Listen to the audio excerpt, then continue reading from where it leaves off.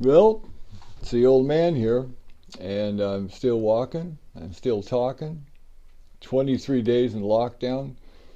Doing okay. I quit watching the news and any political stuff 10 days ago, and I feel 100% better. I went through the same thing with September 11th. It was just, you want to be informed, but you're just easy to get too informed. And at the time I was going to a counselor, and he said, turn off the news, man. He goes, if something big happens, you'll hear about it. And for now, yeah, the only thing I need to know is that I need to stay safe and hunker down, and we will ride this thing out. We're living through history, folks. So, yeah, we got 120 cases, I think, in town. And I saw a picture the other day of a hospital, Las Vegas. Homeless people in a parking lot, and they were all about 10 feet apart from each other. God help those people. Oh, God, it would be that's terrible. But they're warm and they're fed, so I guess that's all the best we can hope for. Well, check this out. One last thing about the Kingdom. This was when monster trucks were really a truck. It's not, nowadays they got a fiberglass body and it's so refined, where these here were just experimental. And it was fun to go see. Neanderthal entertainment? Possibly, but I loved it. When those guys, they would start the show, they'd introduce the trucks, and they would be off stage, I guess, outside of the dome. And when they came in, they were like barking like wild dogs. It was cool. You got to rush just listening to the noise and everything and stuff. So, yeah, it was a good time, and it was a foolish idea to blow it up. But we'll go on to today's story. Granny Petro. She was my lady. This is what she lived in. Is an old 76. I got it. I hope it's not shaking. Get my foot off of there. Okay. This is the gas station that she lived in. It was an old 76 gas station that actually worked for years. It was a working gas station right across from the high school. And the kids would go in there. You'd open the door and you'd walk in. It was like an old restaurant. There was a counter that kind of turned off to the left there, and a place for tables and stuff. And Granny ran that thing. And she wouldn't let the cops in. Called them Gestapo. So the teenage kids would go in there and smoke and everything, and Granny wouldn't let the cops in. And they abused her. It was terrible. I don't know why some people have to suffer, but she did. She had a lot of stuff. Let's see here. I got notes over here. I better get them close to me. So there's Granny. Look at those hands. She lived another 10 years from this picture. Believed at the time that women couldn't show their hair, so she wore this wig that looked like shag carpet or something. It was horrible, but yeah, her hands, I looked at her and I said, what has this lady been through? Huge knuckles, never complained about pain.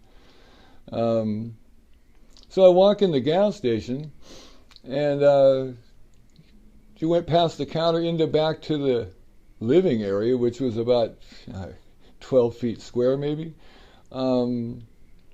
There was like a breakfast nook where there should have been a table, but in that place was her bed, and her daughter lived there too, Margaret.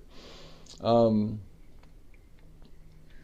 we finally broke down to move her to the big house, which was next door, we took that mattress out, and her bed was sitting on apple crates turned on end, not level, and that was the way it was forever for her. She had an old wood cook stove, was the only heat in the place. There was no hot water, there was no shower, there was no bathtub. There was a big pot of warm water on the wood stove. And it was always about firewood with Granny. In fact, I brought her that wood right there. needed it. She had to have heat. So we got in this living area, her little room there, and there's, like I say, a counter on the one side with a sink, but very backwoods, we'll say that. Yeah, and I noticed that the wood stove, I opened it up to load it up, whatever. The grates and everything were just completely broken, and it was terrible. So we found another wood cook stove for her and took the old one out, and she was very happy. And we used to go up to Black Diamond and buy coal right out of the ground. They had a big chute you could drive your truck under, and I think at the time it was $40 a ton or something like that. Yeah, I used to read her mail for her. She couldn't read English good, so every time I'd go over there, what's this? What's this?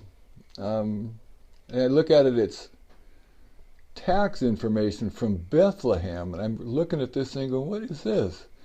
And apparently she owned 2 acres of land in Bethlehem, Pennsylvania. And she offered it to me for free. She goes, did you want it? You can take care of it. And I'm like, at the time, I didn't have any play money. But yeah, she offered it to me. I don't know how she got it, but it ended up going up for taxes, I guess. I used to take her to church. She was a Russian Orthodox Catholic, I guess. How you doing, Granny? I need to go to confession. Excuse me. I need to go to confession. And I'm thinking, what does this old lady have to confess? I go, what's wrong, Granny? She goes, I've been stealing firewood from the neighbors. And you've got to confess your sins, I guess. She was in the hospital once and had a sore on her leg, and we took her to the hospital, and they checked her all out and stuff, and we went to visit her, and I asked the nurse, so what's up with Granny? And she, this is true, air guitared cat scratch fever. That's what she had. She had kitty cats, and they had scratched her leg, and she got a fever from it. But she, like I say, lived another 10 years. God bless you 100 times. She told me that so many times, and God has blessed me 100 times. I'm glad to just be walking and talking. This axe, I come in the shop, and here's her axe, little, hatchet for splitting kindling and stuff. And the handle might have been 10 inches long, and it was worn baby butt smooth, just from her splitting wood with a busted axle on the axe handle for who knows how many years. And that's how she did it. She just, tough old lady. And she taught us some Czechoslovakian. And Nikolashi, and if you know Czech, I'm probably slaughtering this interpretation, but Granny was cool with it. Nikolashi, Granny. Hi, how are you? And she would answer, Yakshamash. Yakshamash means, I'm good, I'm not sick. And we looked at each other like, wow, what has this woman been through? I'm good, I'm not sick. That's a common line, apparently, from the old country, I guess. Yeah, God bless you, Granny. She's been through it all.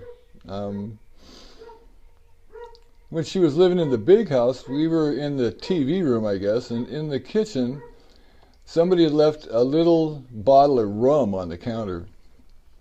And Granny's shuffling around, and she goes over and looks at it, and bends over and looks, kind of cupped her hands over her eyes and looked at the bottle to see what it was.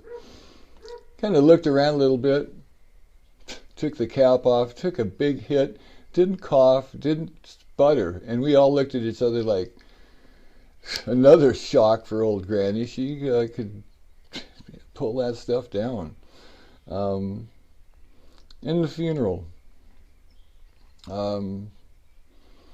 there was about, 6 pallbearers, and to describe it as a motley crew was putting it mild.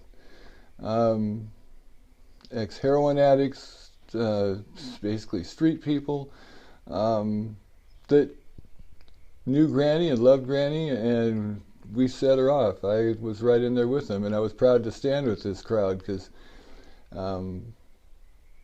yeah, she didn't have anybody but us, and we took the best care of her we could. Sorry if I missed comments. YouTube for a while would send me the comments every time somebody made one, then I find out that they didn't, so some of them didn't get answered, and if that happens, I'm sorry. I hope all is well. Yeah, I just had to give up the news. And I feel better. Like I say, I don't want to stick my head in the sand, but in the same breath, I don't want to have anxiety attacks all day and pace around and all that stuff. So everybody hang in there. The old man will be back. I hope you enjoyed my story about Granny Petro. Yeah, I tried to find some other pictures of her, but of course couldn't find those. Let me look over my notes one last time. Yeah, I'm good. I'm not sick. Yeah, and you know what? Yak Shamash. I'm good. I'm not sick. Take care. Thanks for stopping by.